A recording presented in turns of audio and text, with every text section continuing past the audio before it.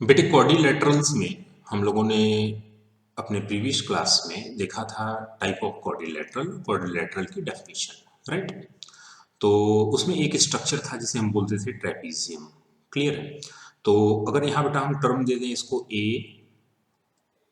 B C and D, तो trapezium की condition सिर्फ इतनी थी कि A B is parallel to C D.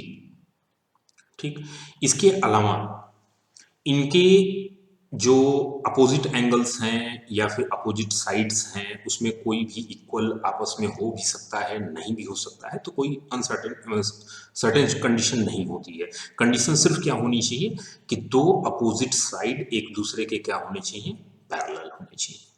Clear है। अच्छा, क्वाड्रिलेटरल से रिलेटेड क्वेश्चंस जब हम सॉल्व करते हैं ना, तो वहां पर कुछ पॉइंट्स बेटे आपके दिमाग में एकदम फिक्स होने चाहिए। क्या क्या पॉइंट्स होने चाहिए, कुछ पॉइंट्स के बारे में हम जरा यहाँ पे बात करते हैं।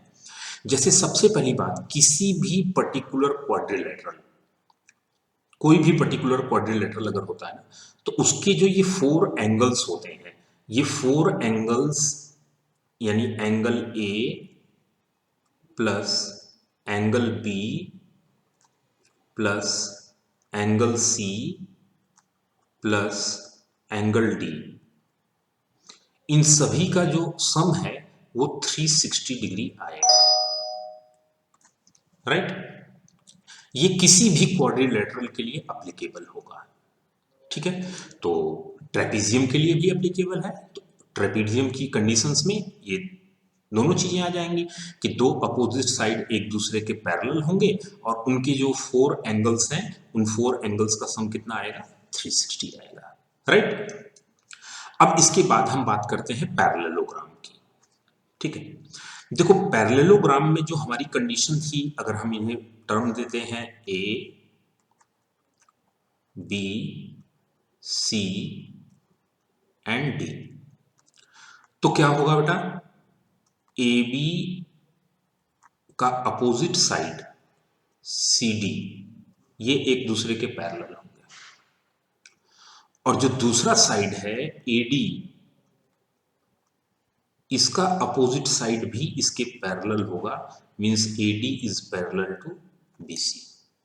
क्लियर। मतलब दोनों अपोजिट साइड एक दूसरे के क्या होंगे, पैरेलल होंगे। क्लियर है। इसके अलावा जो अपोजिट साइड्स होंगे A B is equal to C D and A D is equal to B C. Opposite side parallel और अपोजिट साइड एक दूसरे के इक्वल, राइट। एंगल के बारे में बात करें, अगर ये एंगल्स हैं ए और सी अपोजिट एंगल, तो angle A is equal to angle C,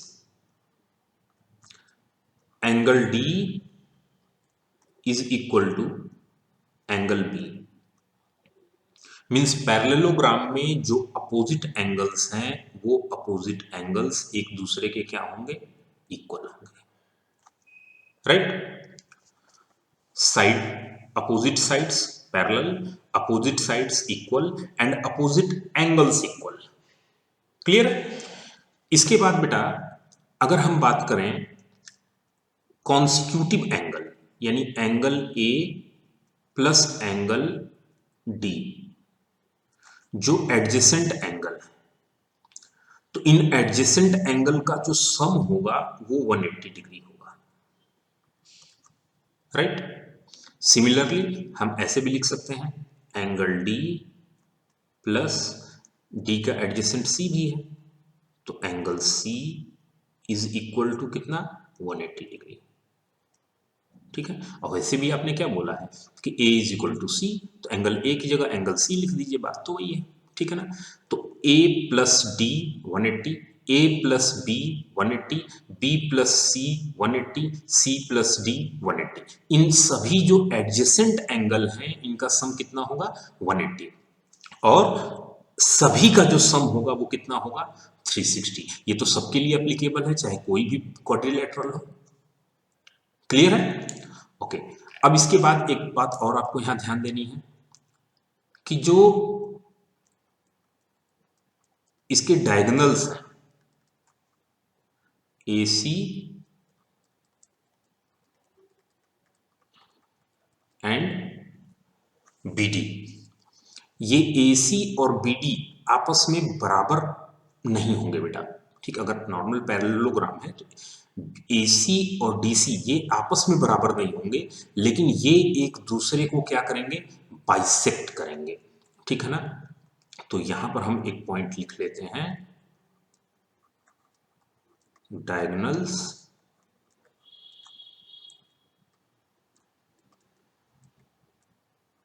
bisect each other. Diagonals जो हैं वो एक दूसरे को क्या करेंगे, बाइसेक्ट करेंगे। तो अगर इस पॉइंट को हम O लिख दें तो हम ये बोल सकते हैं कि जो AO है ये इक्वल टू होगा AC के, या जो BO है ये इक्वल टू होगा DO के। क्लियर? क्योंकि जो डायगोनल्स हैं वो एक दूसरे को क्या कर रहे हैं, बाइसेक्ट कर रहे हैं। क्लियर है? चलिए, अब इसके बाद हम बात करते हैं एक रोम्बस स्ट्रक्चर की। ठीक है, तो हमारा जो ये स्ट्रक्चर है क्या है, रोम्बस। तो रोम्बस में आपने क्या देखा था कि ऑल साइड्स इक्वल, जो सभी के सभी साइड्स हैं ये कैसे होंगे, इक्वल होंगे। टर्म हम दे देते हैं A B C and D। तो रोम्बस की कंडीशन हो गई AB is equal to BC is equal to CD is equal to AD, all sides equal. ठीक, रोम्बस एक पैरेललोग्राम भी है, यानी रोम्बस के अंदर वो सारी प्रॉपर्टीज आएंगी जो एक पैरेललोग्राम में थी। मतलब कौन कौन सी प्रॉपर्टीज, तो वही सेम चीज है बेटा। एक तो सबसे पहले जो है हम बोल सकते हैं angle A plus angle B plus angle C plus angle D, सभी का सम कितना आएगा, 360 degree. Right? Angle A opposite angle B के क्या होगा, C के equal. Angle B opposite angle D के क्या होगा, इक्वल। राइट? कॉन्सिक्यूटिव एंगल जो है A प्लस एंगल D, ये A और D इनका सम कितना आएगा, 180। ठीक, कोई भी कॉन्सिक्यूटिव एंगल ले लें, हम C और D ले लें, या C और B ले लें, या A और B ले लें, कुछ भी ले लें, कोई भी कॉन्सिक्यूटिव एंगल। तो angle C plus angle B ये भी कॉन्सिक्यूटिव एंगल हैं, तो इनका भी सम कितना आएगा, 180। राइट? यहां पर रोम्बस में एक चीज हमें ध्यान रखनी है कि रोम्बस के जो डायगोनल्स होते हैं ये एक दूसरे को बाइसेक्ट करते हैं।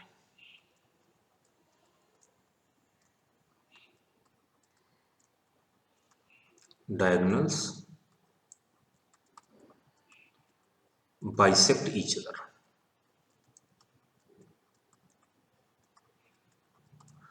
और ये जब बाइसेक्ट करते हैं तो ये जो एंगल बनता है बेटा ना दोनों डायगोनल्स के बीच का, ये एंगल 90 डिग्री होता है। ये सभी एंगल कितने हैं, 90 degree, 90 degree and 90 degree. Means जो दोनों डायगोनल्स हैं, both diagonals, both diagonals are perpendicular to each other। दोनों डायगोनल एक दूसरे के कैसे होंगे, परपेंडिकुलर होंगे। ये जो साइन बनाया जाता है ऐसे ना, इसका क्या मतलब होता है, परपेंडिकुलर। तो ये जो दोनों डायगोनल हैं, ये दोनों डायगोनल एक दूसरे के कैसे होंगे, परपेंडिकुलर होंगे। क्लियर है? अच्छा, एक चीज और बेटा आप ध्यान रखना कि जो रोम्बस होता है, इस रोम्बस स्ट्रक्चर में जो उसका डायगोनल होता है वो जो एंगल्स होते हैं उन एंगल्स को क्या करता है, बाइसेक्ट करता है। ठीक है? Diagonal bisect the angle.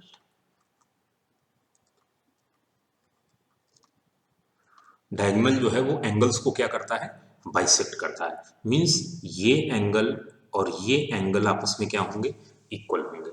ये कंडीशन रोम्बस में है, लेकिन ये कंडीशन बेटा पैरेललोग्राम में नहीं होगा। पैरेललोग्राम के जो डायगोनल हैं वो इसको बाइसेक्ट नहीं करते हैं, किसको, एंगल्स को। मतलब ये जो लाइन हमने खींची, ये लाइन एंगल ए को दो इक्वल हाफ में डिवाइड नहीं करेगा, लेकिन रोम्बस में ये जो डायगोनल है, ये डायगोनल इस एंगल ए को दो इक्वल हाफ में डिवाइड कर देगा। ये लाइन जो है ये एंगल बी को दो इक्वल हाफ में डिवाइड कर देगा, यानी ये और ये एंगल आपस में क्या होंगे, इक्वल होंगे। ठीक है, तो ये प्रॉपर्टीज आपकी किसकी हो गई, रोम्बस की हो गई। ठीक है, चलिए अब इसके बाद हम बात करते हैं एक स्क्वायर की। ठीक, तो स्क्वायर में क्या है, आपने पढ़ा है कि इसके जो साइड्स हैं ये कैसे होंगे, इक्वल होंगे।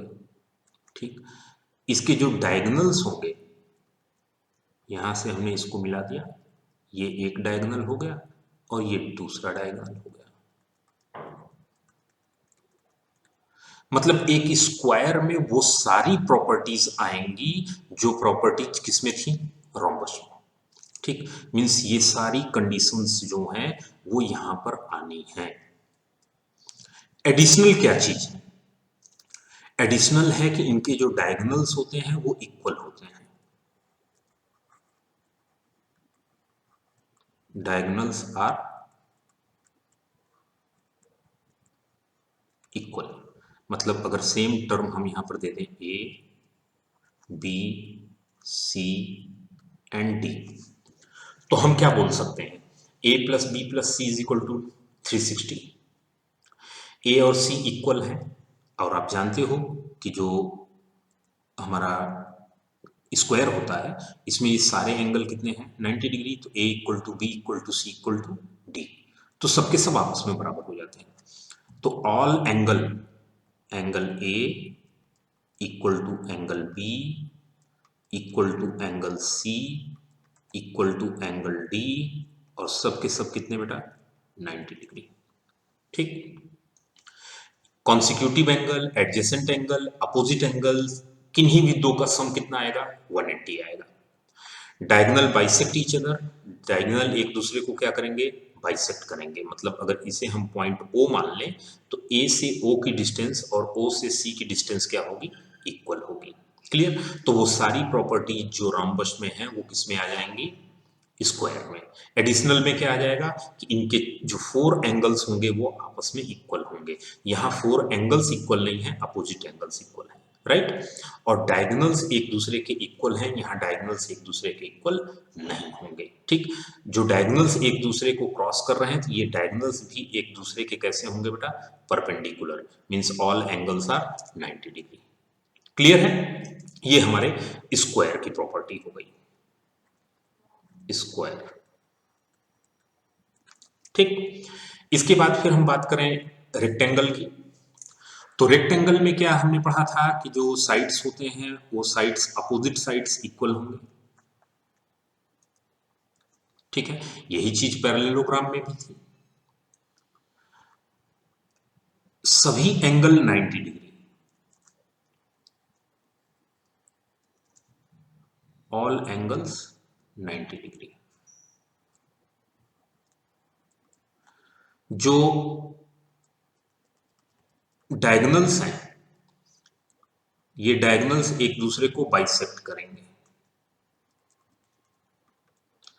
लेकिन एंगल को बाइसेक्ट नहीं करेंगे, ये आप ध्यान रखिएगा। डायगोनल्स जो हैं एक दूसरे को बाइसेक्ट करेंगे, लेकिन एंगल को बाइसेक्ट नहीं करेंगे। डायगोनल एक दूसरे को बाइसेक्ट करते हैं। यहां पर अगर हम O मान लें तो A से O की डिस्टेंस और O से C की डिस्टेंस, AO, OC या OB या OD, ये सब एक दूसरे के इक्वल होंगे। मतलब यहां भी डायगोनल्स कैसे हैं, इक्वल लेंथ के हैं और एक दूसरे को बाइसेक्ट करते हैं, लेकिन एंगल को बेटा बाइसेक्ट नहीं करेंगे। लेकिन स्क्वायर में क्या था, डायगोनल्स इक्वल भी थे और एक दूसरे को बाइसेक्ट भी कर रहे थे और एंगल को भी बाइसेक्ट करते थे, ठीक, similar to the rhombus structure. Clear है? अच्छा, अब इसके बाद जो है हम अगर काइट की बात करें तो काइट की जो प्रॉपर्टी है ए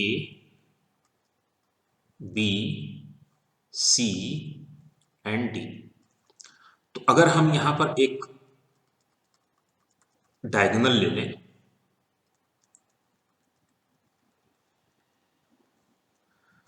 तो पहली कंडीशन तो हमने देखी थी कि काइट में जो एडजेसेंट साइड हैं दो, और ये जो दो एडजेसेंट साइड हैं ये आपस में इक्वल होते हैं, ये आपस में इक्वल होते हैं। क्लियर?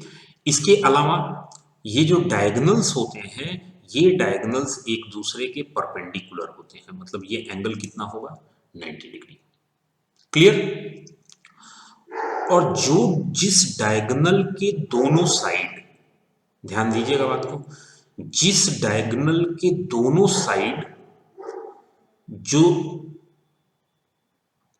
क्वाड्रिलेटरल के साइड्स हैं वो इक्वल हैं, जैसे इस डायगोनल के इस साइड ये दो साइड्स आ रहे हैं और ये दोनों आपस में इक्वल है, इसके इस साइड ये दोनों साइड आ रहे हैं ये आपस में इक्वल है, लेकिन ये जो डायगोनल है इसके इस साइड ये दो आ रहे हैं और ये आपस में इक्वल नहीं है। तो जिस डायगोनल के दोनों साइड जो क्वाड्रिलेटरल के साइड्स हैं वो आपस में इक्वल होते हैं, वो उस डायगोनल को दूसरा डायगोनल क्या करता है, बाइसेक्ट करता है। मतलब अगर इस पॉइंट को हम O मान लें तो DO is equal to OB, ठीक, लेकिन जो AO है वो OC के बराबर नहीं होगा। क्लियर है? DO जो है वो OB के बराबर होगा, ये वाला डायगोनल बाइसेक्ट होगा लेकिन ये वाला डायगोनल बाइसेक्ट नहीं होगा। क्लियर? ये सारी प्रॉपर्टीज थी बेटा जो हमें आगे चल के क्वेश्चंस में यूज करनी है। क्लियर? अच्छा, इसके अलावा कुछ नॉर्मल पॉइंट्स मैं आपको बताऊं जो आपको जानना चाहिए, जो है क्वाड्रिलेटरल्स के क्वेश्चन आप जब भी सॉल्व करोगे तो वो पॉइंट्स आपको समझ में आने चाहिए। जैसे सबसे पहली चीज जो है, अगर हम ट्रायंगल की बात कर लें तो आप सारे लोग जानते हो, लेट अस सपोज ये एक ट्रायंगल है, ठीक है, हम इसे एंगल ए बोल देते हैं, इसे एंगल बी बोल देते हैं, इसे एंगल सी बोल देते हैं। Angle A, angle B, angle C, और इसको हम आगे की तरफ एक्सटेंड कर देते हैं, इसे हम बोल देते हैं डी। ठीक, सबसे पहली चीज तो हमें ये समझनी है कि जो angle A plus B plus C, interior angle जो होते हैं ट्रायंगल के, A plus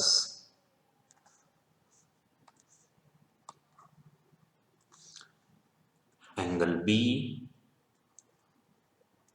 plus angle C, इन तीनों का सम कितना होगा, 180। कोई भी ट्रायंगल हो, किसी भी ट्रायंगल में ट्रायंगल के जो इंटीरियर 3 एंगल हैं उनका सम कितना होना है बेटा, 180। आपके दिमाग में ये बात हमेशा होनी चाहिए।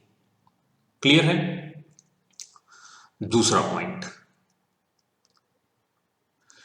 ट्रायंगल के किसी साइड को अगर हम एक्सटेंड कर दें, जैसे BC को हमने एक्सटेंड कर दिया D तक, तो ये जो एक्सटीरियर एंगल बनता है मींस एंगल ACD, ये इसके जस्ट इंटीरियर जो एंगल है, इसके अलावा अपोजिट जो ये दो एंगल्स है ना, इनके सम के बराबर होता है, means angle A plus angle B। ये दूसरा पॉइंट आपको ध्यान रखना है।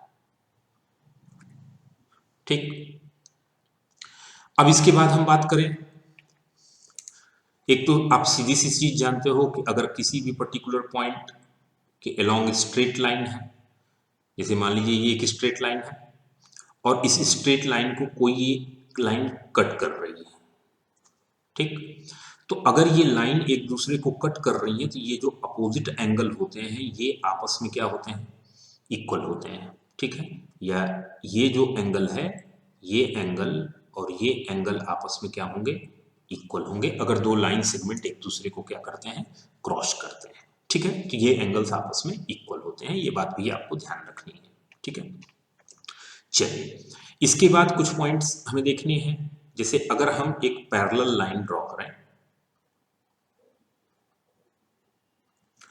तो पहली बात हमें समझनी है कि किसी भी दो पैरेलल लाइन के बीच की जो परपेंडिकुलर डिस्टेंस है, ठीक है ना, किसी भी पैरेलल लाइन के बीच की परपेंडिकुलर डिस्टेंस हमेशा क्या होती है, सेम होती है। अगर दो पैरेलल लाइन है तो उनके बीच अगर हम एक परपेंडिकुलर डिस्टेंस लेते हैं तो वो परपेंडिकुलर डिस्टेंस हमेशा क्या आएगा, सेम आएगा। क्लियर है, ये एक बात आपको ध्यान रखनी है। इसके अलावा अगर ये हमारा कोई दो पैरेलल लाइन है और इस दो पैरेलल लाइन को एक कोई लाइन क्रॉस करती है, तो जो ये साइड्स के एंगल बनते हैं, ये एंगल और ये एंगल, ये हमेशा इक्वल होंगे। मतलब अगर हम इसे एंगल ए, इस पॉइंट को हम एंगल बी, इसको सी बोल दें, और ये बी हो गया, ये मान लीजिए डी हो गया, और इसे हम ई बोल दें। तो अगर एक पैरेलल लाइन है तो उसे एक लाइन ऐसे क्रॉस कर रही है, तो यहाँ पर जो ये दो एंगल बन रहे हैं, यानी एंगल ए बी सी और एंगल बी डी ई, ये दोनों एंगल क्या होंगे बेटा, इक्वल होंगे। Angle A B C is equal to angle B D E. Clear है, ये सभी पॉइंट्स जो हैं आपके दिमाग में हमेशा होने चाहिए अगर आपको क्वाड्रिलेटरल्स के जो क्वेश्चंस हैं उन क्वेश्चंस को सॉल्व करना है तो। क्लियर है, ऑलमोस्ट इनके अलावा अच्छा एक दो चीजें और आपको मैं बता दूं। जैसे सपोज करिए कि मान लीजिए कि हम कहते हैं कि ये एक ट्रायंगल है, ठीक, और ट्रायंगल कैसा है बेटा, इक्विलैटरल। इक्विलैटरल, तो इक्विलैटरल ट्रायंगल का मतलब इसके जो ये तीनों साइड्स हैं ये कैसे होंगे, इक्वल होंगे। यानी A B is equal to B C is equal to C A. और इनके ये जो तीनों एंगल होंगे, ये तीनों के तीनों एंगल कितने होंगे, 60 degree. Each angle equal to 60 degree. ये किसकी कंडीशन है, ये कंडीशन है इक्विलैटरल ट्रायंगल की, कि इक्विलैटरल ट्रायंगल जो है उनके तीनों साइड्स इक्वल होते हैं और तीनों एंगल भी इक्वल होते हैं, और कितने होते हैं, 60 डिग्री होते हैं। राइट, चलो एक दो पॉइंट और देख लेते हैं। जैसे अगर कोई ऐसा ट्रायंगल हो जिसके दो साइड्स जो है वो इक्वल है, ट्रायंगल ए बी सी हमने बना दिया, और ट्रायंगल ए बी सी में जो है ए सी और ए बी बराबर है, दो साइड्स इक्वल हैं। तो अगर दो साइड्स इक्वल हैं तो उनके करस्पॉन्डिंग जो एंगल्स होते हैं ना, ये एंगल्स भी आपस में क्या होंगे, इक्वल होंगे। मतलब अगर A C is equal to A B है, ठीक, तो जो एंगल सी है हमारा ये इक्वल टू एंगल बी के होगा। ठीक है, इस बात को भी आपको ध्यान रखना है। इसके अलावा कुछ और पॉइंट्स हम देखते हैं। लेट अस सपोज करिए कि ये एक ट्रायंगल है,